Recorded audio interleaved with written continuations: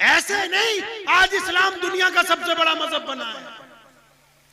सिर्फ गोश्त खाने से नहीं, वो आला किरदार नबी अलैहिस्सलाम ने कायनात के सामने रख दिया कि दुनिया हैरान रह गई कि अगर राह निजात हासिल होगी, अगर किसी के पहल किसी के आगोश में जाया जा सकता है तो मोहम्मद रसूलुल्लाह सल्लल्लाहु अलैहि वसल्लम की ज़ात है किराम।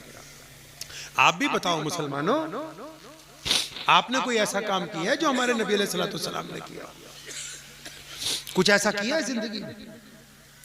नमाज पढ़ते हो ना भाई, नमाज पढ़ते हो? सब नहीं बोलते हैं यार, आप लोग बोलते क्यों नहीं है? आपके भाई नमाज पढ़ते हैं ना? अच्छा, तो नमाज पढ़ते क्यों हैं?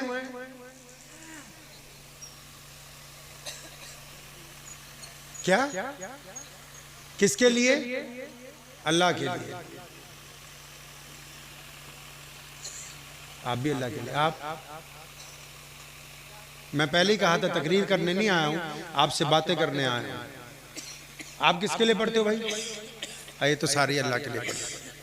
घबराओ नहीं, बाकी जिससे पूछूंगा वो भी अल्लाह के लिए पढ़ रहे हैं। तभी कह रहा हूं कम से कम मौलवी की तनख्वाह 25,000 कर दो, अगर तो जन्नत में जाना चाहते हो सीधी तरह से। मजाक नहीं कर रहा हूं। दुनिया में 4th क्लास का जो मुलाजिम है ना, उसकी भी दिहाड़ी 800 रुपये रोज है। आपको अपने इमाम को, आप उसको इसका मर्तबा नहीं दे सकते। उसके पास वक्त ही नहीं है, अपनी जाती जिंदगी में फंस गया है कि आपको क्या बताएं हम कहां से दिन लेके आए। अल्लाह ने ये जो नमाज बनाई कुरान पाक में, इसकी वजह तस्मिया लिखी, इसकी वजह तस्मिया कुरान पाक में बयान की। अब आप कहते हैं कि अल्लाह को राजी करने के लिए, कोई कहता है रसूलुल्लाह की आंखों की ठंडक। वो बातें दुरुस्त हैं भाई, लेकिन नमाज पढ़ते क्यों है, उसकी वजह क्या है? अब वजह पूछने जाओ तो पता नहीं, हमें तो वजह नहीं पता। नमाज इसलिए पढ़ते हैं मेरे भाई, ताकि अल्लाह ने फरमाया कुरान पाक में कि हमने नमाज इसलिए फर्ज कर दी ताकि आप बुरी बातें करनी छोड़ दें, अच्छी बातें करने लगे। एक बंदा अगर नमाज पढ़ता है, ठगी भी मारता है, तो इसका मतलब वो सिर्फ ठगी ही मार रहा है, नमाज नहीं पढ़ रहा है। आप नमाज पढ़ते हैं ना? सब पढ़ते हैं ना नमाज? कि हाँ इंशाअल्लाह। तो अच्छा, सच्ची सच्ची अपने दिल पे एक हाथ रख लो, बस आखिरी बात पूछूंगा, असलियत में रख लो दिल पे हाथ। और जवाब अब मुझे नहीं देना है, आपने अपने आप को देना है। अब जो मैं पूछने लगा हूं उसका जवाब आपने अपने आप को, किसको देना है जी? अपने आप को, मुझे नहीं देना। जो भी लोग नमाज पढ़ते हैं, खासकर वो, या सारे ही चलिए, सब मुसलमान हैं, ईमान वाले हैं, जो गैर मुस्लिम है वो भी अपने दिल पे हाथ रखो जरा। आप खुदा को मानते हैं, नमाज पढ़ते हैं। अच्छा, आप नमाज पढ़ते हैं, अपने दिल से सच्ची सच्ची पूछो, कभी जिंदगी में एक बार अपने बाप को गले लगाया कि अब्बू मुझे आपसे बहुत प्यार है? किया कभी आपने ऐसा? आपने कभी ऐसा किया है? कभी कैसे किया है कि अब्बू मुझे यार आपसे बड़ी मोहब्बत है, आपकी हड्डियां गल गई मुझे जवान करते करते। आप नमाज पढ़ते ना, इसलिए पूछता हूं क्योंकि हमारे नबी अलैहिस्सलाम ने फतेह मक्का पे अपने अब्बू को याद किया। अच्छा, आप नमाज पढ़ते हैं ना, दिल पे हाथ रखे रहिए। आप नमाज पढ़ते हैं ना, आपने कभी अपनी अम्मी के पैर दबाए हैं? बताओ ना, नमाज पढ़ते हो, अपने आप को बताओ, आपने कभी अपनी अम्मी के पैर दबाए? आप नमाज पढ़ते हैं ना, आपने कभी अपनी बीवी को कहा मैं तेरा दोस्त हूं? आप नमाज पढ़ते हैं, आपने कभी अपने बच्चों के साथ कोई खेल खेला है, उनको वक्त दिया है? आप नमाज पढ़ते हो ना, आपने किसी रोते हुए बंदे को हंसाया? कोई यार, कोई दोस्त, कोई भाई, कोई पड़ोसी, कोई बच्चा, कोई बूढ़ा जो रो रहा हो, आप जानने वाले उसके, आपने कभी उसको हंसाया? आप नमाज पढ़ते हैं ना।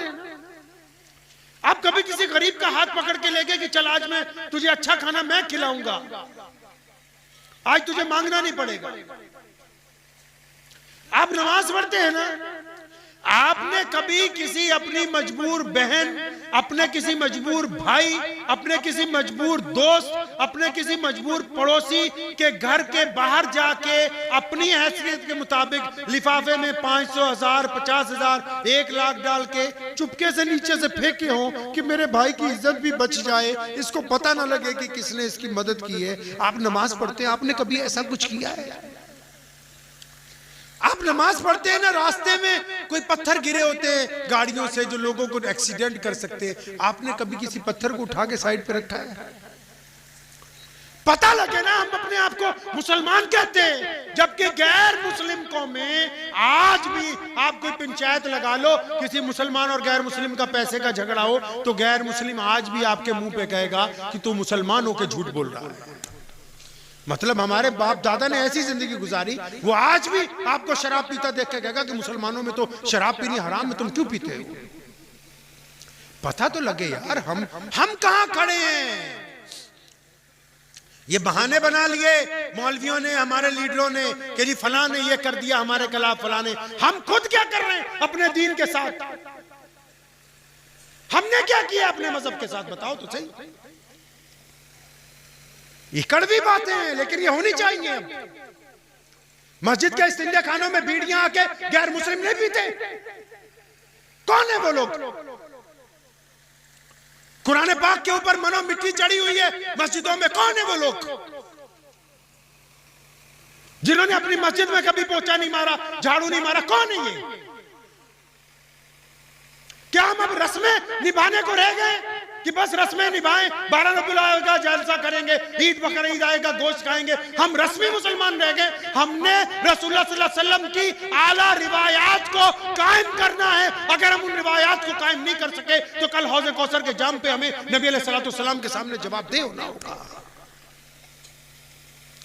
याद रखो, अगर किसी गैर मुस्लिम ने आपकी वजह से यह कहा कि मुसलमान गलत हैं, आप किसी गैर मुस्लिम के साथ पढ़ते हैं, किसी गैर मुस्लिम के साथ कारोबार करते हैं, किसी गैर मुस्लिम के साथ नौकरी करते हैं, किसी गैर मुस्लिम कोई आपके पास काम करता है, अगर आपकी आचरण की वजह से उसने ये कहा कि मुसलमान बुरे होते, तो कल क़यामत के रोज़ आप अल्लाह और उसके रसूल के मुजरिम बनेंगे। आपको किसने कहा कि छूट दे रखी है इस्लाम ने आपको? इस्लाम की तस्वीर को कौन खराब कर सकता है हमारे अलावा? इस्लाम की फोटो को देखिए ना, जरा फोटो देखिए इस्लाम की। आप कहेंगे फोटो तो होती नहीं, होती है यार। अपने मोबाइल के कैमरे में अपनी एक सेल्फी खींचो, अगर ये सेल्फी किसी ठग की है तो आप मुसलमानों के और इस्लाम के मुजरिम हैं। अगर ये सेल्फी किसी शराबी की है तब आप इस्लाम के मुजरिम हैं। अगर ये सेल्फी किसी की बेटी की तरफ जिना की निगाह से सुबह शाम देखने के वाले की, तो आप अल्लाह और उसके रसूल के मुजरिम हैं। आप नमाज वो काबिल कबूल नहीं है कि जिसमें बहुत 4 दफा वजू करके और 10,000 आयतें पढ़ी जाए। नमाज वो काबिल कबूल है जो नमाज पढ़ने के आने के बाद किसी गैर की बेटी को देखे तो आंखें झुका ले। अगर वो गैर की बेटी को फिर भी जिना की निगाह से देखता है तो वो अंदर तमाशा करके आए, अल्लाह को धोखा देने की कोशिश करके आया।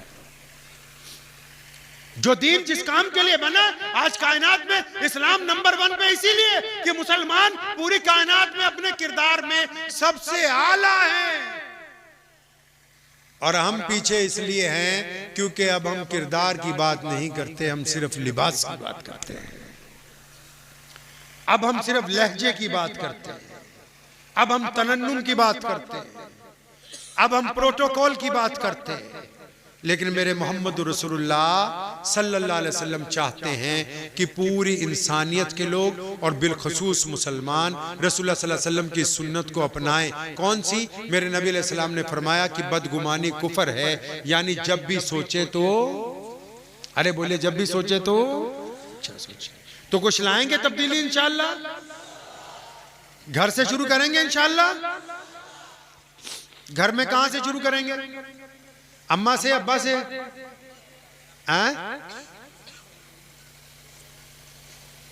घर में अपने आप से शुरू करें। हमारे घर में एक ही बंदा खराब है, वो हम खुद हैं।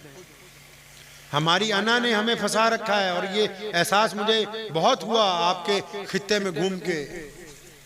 किसी को बरादरी पे फख्र है, किसी को रंग के ऊपर है, किसी को अपनी दौलत के ऊपर है। किसी को इल्म पे है, किसी को मर्तबे पर है, किसी को ओहदे पे है।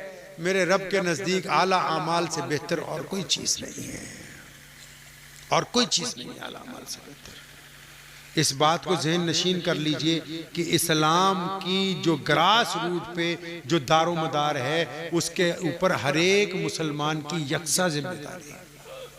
इस जिम्मेदारी को अदा करेंगे इंशाअल्लाह।